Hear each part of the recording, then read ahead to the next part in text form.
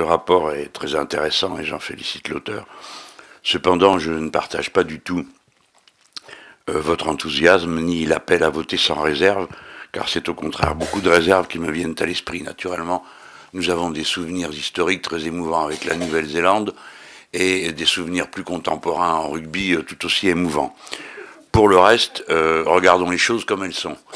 La France n'a pas besoin de la Nouvelle-Zélande pour être présente dans cette zone du monde. Il s'y trouve la Nouvelle-Calédonie française qui en assure déjà le rôle.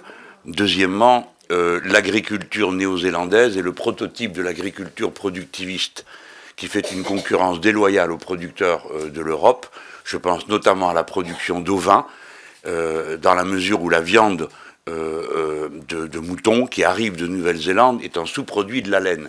Par conséquent, les éleveurs français sont battus à tous les coups chaque fois qu'arrive une carcasse de Nouvelle-Zélande, et quelles que soient les conditions dans lesquelles elle aura fait le tour de la Terre, parce que c'est le point le plus éloigné des partenaires commerciaux que nous pouvons avoir, eh bien cette carcasse arrive à un prix inférieur à ce qui est produit en France. Agriculture productiviste qui est celle au monde qui émet le plus de CO2 par rapport à sa production.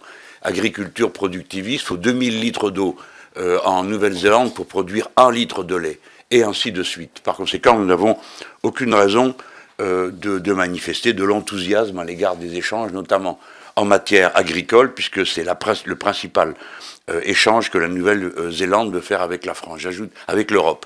J'ajoute que l'idée que la France puisse être le point d'entrée de la Nouvelle-Zélande pour ses productions agricoles à la place des Anglais n'est pas du tout un réconfort, mais plutôt un sujet d'inquiétude. Voilà ce que je voulais dire. J'ajoute, pour que les collègues soient totalement édifiés, que c'est la première fois qu'on va avoir un accord où l'Union européenne s'est arrangée pour ne pas reproduire, comme elle dit, les inconvénients de la situation de la discussion sur le CETA, et qu'elle a coupé en deux l'accord. La première partie est celle que nous voyons ici. Toute celle qui concerne les investissements ne sera pas discutée ici, elle sera uniquement discutée par le Parlement européen. Nous avons donc affaire à un texte de type nouveau, d'une certaine manière, post-CETA, tenant compte des inconvénients du CETA, non pour les citoyens qui n'ont pas été saisis, mais pour la Commission européenne qui veut en dessaisir à chaque fois toute l'Europe. Voilà la raison pour laquelle, pour ma part, je ne voterai pas cet accord, quoique j'ai une grande affection pour la Nouvelle-Zélande et les Néo-Zélandais, sauf en rugby. Donc, merci à tous pour vos questions. Alors juste en introduction, je voudrais qu'on ne se trompe pas de sujet. On est sur un accord qui est large, qui est sur une stratégie politique, qui n'est pas, qui préfigure bien évidemment sur ce qui peut se passer au niveau commercial, mais qui préfigure aussi sur des relations qui vont concerner principalement la sécurité, qui vont concerner nos échanges culturels, éducatifs, et donc je vous interpelle sur ce sujet-là, de ne pas voter ce rapport pourrait nous mettre en difficulté, alors que la question commerciale viendra bien évidemment après, puisqu'il y a cet accord de libre-échange qui est un gros sujet. Mais je vous invite réellement à prendre connaissance de ce qu'il y a dans cet accord aujourd'hui pour justement avoir des bases concrètes. Je vais commencer à répondre aux questions. Je pense que ça va alimenter également mon positionnement. Alors, Monsieur Jean-Luc Mélenchon, je vous remercie, vous avez parlé du rugby. Moi, j'ai pu assister à des matchs à l'Eden Park. Et c'est vrai que c'est une ambiance qui fait plaisir à voir. Il y a un certain fair play de la part des Néo-Zélandais pour les connaître. Donc, je vous dis, moi, je suis assez en confiance sur leur volonté réellement de pouvoir avoir des échanges sur des valeurs communes, les valeurs de droits humains. Que nous avons. Nous avons effectivement un mandat de négociation pour l'accord de libre-échange. Une fois encore, nous ne sommes pas en train de parler de libre-échange dans cet accord, mais je sais que c'est une question qui peut vous interpeller. Ce mandat de négociation va permettre de commencer à discuter avec l'expérience que nous avons eue, et notamment du CETA et du post-CETA, pour rentrer dans un accord qui pourra faire consensus. Il y a une volonté d'intégrer bien évidemment les accords de Paris dans cet accord de libre-échange, et je pense que nous pourrons arriver à quelque chose qui puisse convenir sur la question commerciale. Encore une fois, il n'est pas question des moutons dans l'accord que nous voyons aujourd'hui. dans l'inclusion qui sera faite par rapport au post-CETA et au niveau commercial, il y a également des intérêts offensifs qui sont prévus pour la France de rentrer sur le marché, bien évidemment. Nous avons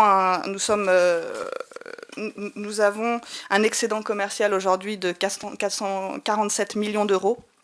Et nous y voyons forcément un intérêt aussi de pouvoir avoir des échanges économiques renforcés avec la Nouvelle-Zélande. Une petite intervention en opportunité politique pour nous, sur le rôle qu'on veut jouer dans cette relation avec la Nouvelle-Zélande et globalement avec tous les marchés des pays qui nous ressemblent. Je pense que c'est important de voir un peu si la France sera conforme à la caricature qu'en font ses partenaires. On est sur un projet, on est sur un accord qui est un accord à dimension politique, sociale, sociétale, et qui vise effectivement à accompagner une démarche économique par une démarche, je dirais, de société. Sous prétexte qu'on ne sait pas encore comment ça va être négocié, quels sont les éléments du mandat qui nous vont et qui ne nous vont pas, avant même d'avoir mal, on dit « je ferme le dialogue sur l'ensemble des champs ».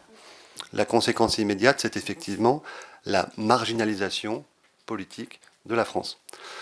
Si on croit effectivement au fait qu'en face de l'unilatéralisme de Trump, il est important d'avoir des accords de libre-échange, je ne dirais pas libre-échange, commerciaux qui respectent l'ensemble des standards, il faut avoir un agenda offensif.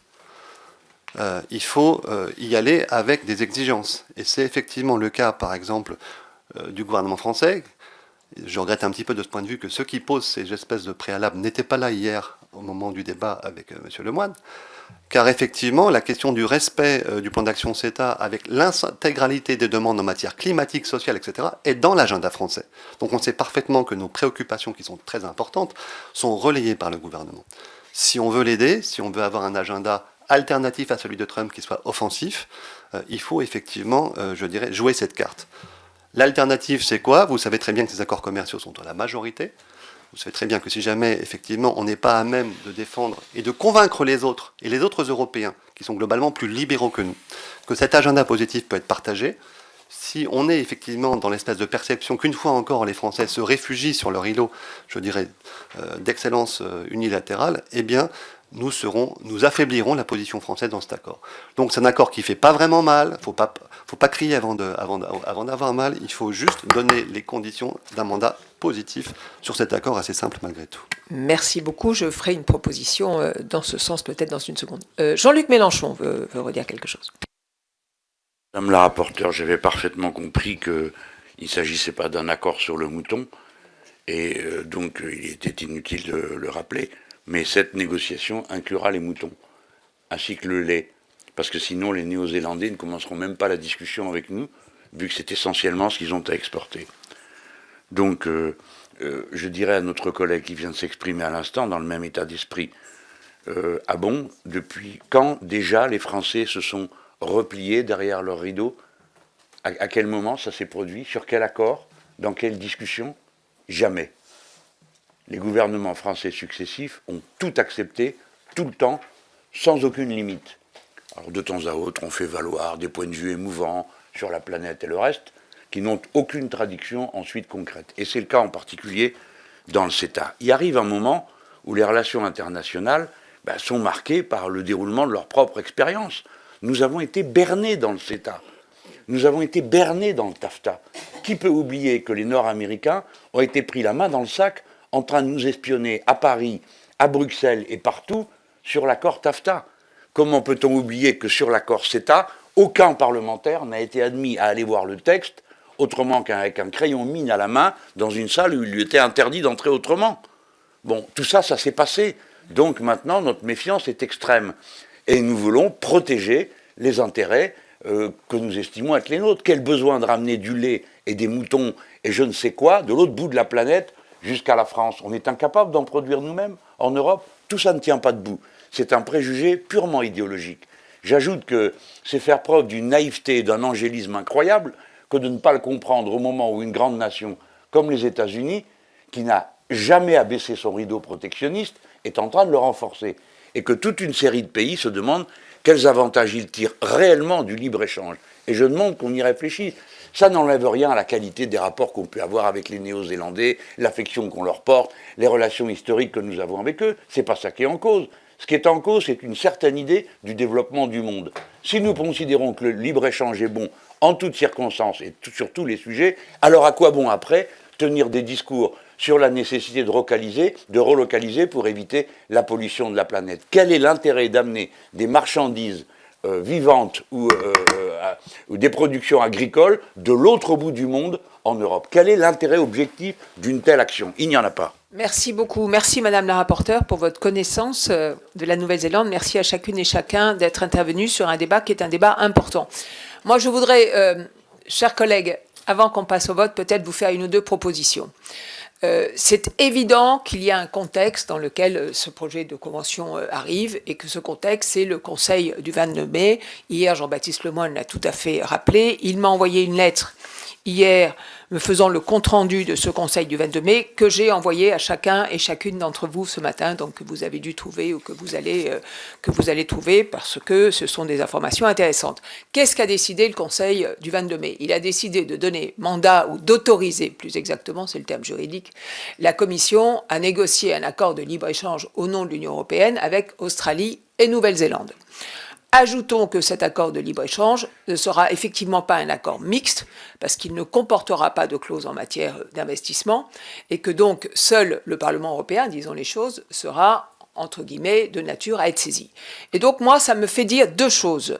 Un, on a un problème, on en a parlé hier avec Jean-Baptiste Lemoyne, sur la future non-mixité des accords. C'est un problème très général. Je pense qu'il faut que la France porte une exigence sur cette question-là, d'associer les opinions publiques aux négociations commerciales en amont des mandats. Et je dis que là, nous avons probablement, nous parlementaires, une part de responsabilité. C'est la proposition que je voudrais vous faire. Je vais revenir au texte dans une seconde, mais d'une manière plus générale sur le mandat de négociation, je pense que notre Parlement pourrait débattre d'un projet de résolution, adopter peut-être un projet de résolution qui fixerait quelques lignes pour le futur mandat de négociation que la France va donner pour les négociations commerciales. Et il me semble que nous serions dans notre rôle que de faire ce travail-là, par exemple à l'automne, puisque les négociations ne seront pas encore ouvertes, il y a juste une autorisation de la Commission, pour dire au fond quels sont les intérêts offensifs, quels sont les intérêts défensifs, quelles sont les lignes rouges à ne pas franchir, quelles sont les inquiétudes, quelles sont les interrogations, quelles sont les exigences, Joachim Son-Forger, en matière par exemple d'études d'impact pertinentes et ciblées. Et je trouve qu'au fond, le Parlement serait dans ce rôle, et derrière, cela aiderait, me semble-t-il, le gouvernement avoir une ligne à porter qui aurait été vue au préalable par le Parlement, par l'Assemblée nationale et puis par le Sénat dans les futures négociations. Donc ça, c'est la première proposition, préconisation que je voulais vous faire, c'est que sur cette question, nous puissions rédiger un projet de résolution qui donne au fond les lignes qui devraient être les lignes que nous conseillons au gouvernement d'utiliser pour son futur mandat de négociation avec Australie et Nouvelle-Zélande, puisque les deux vont être traités dans les mois et les années qui viennent. Ça, c'est la première proposition que je voulais faire à notre commission. La deuxième proposition, c'est qu'avant de passer au vote du texte dans quelques secondes, je pense qu'il faut que nous ayons un débat en séance publique sur ce texte.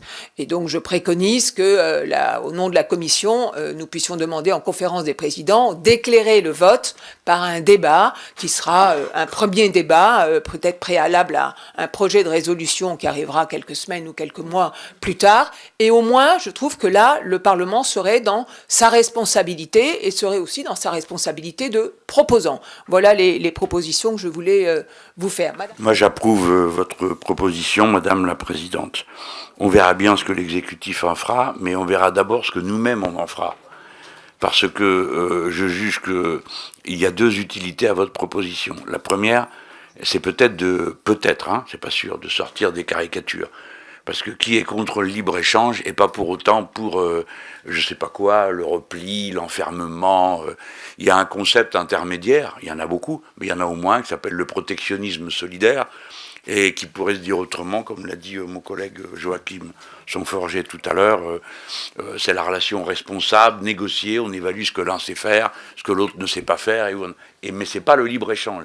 Le libre-échange, c'est chacun fait ce qu'il veut et tâche d'obtenir la vente du plus grand nombre de marchandises au prix le plus bas. Bon, donc parfois il y a de la caricature, mais ce qui serait intéressant, c'est de voir, est-ce qu'il y a un point de vue français? C'est possible. Peut-être que non. Après tout, ça ne serait pas non plus anormal qu'il y ait plusieurs points de vue français. Mais s'il y a un point de vue français, c'est une force pour nous. Et s'il est exprimé par le Parlement de notre République. Parce que peut-être qu'on va avoir 4, 5, 6, 7 principes sur lesquels on découvrira qu'on est tous d'accord. Et à partir de là, ça va nous donner des droits d'interpellation, quel que soit le choix des exécutifs, celui-ci et les suivants. Il y en aura d'autres dans l'histoire de France, il faut l'espérer.